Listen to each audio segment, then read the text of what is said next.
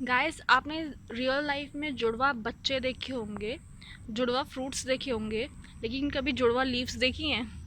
ये देखो, ये मेरा मोगरे का प्लांट है और इसमें देखो ये ट्विन लीव्स है, जुड़ी हुई।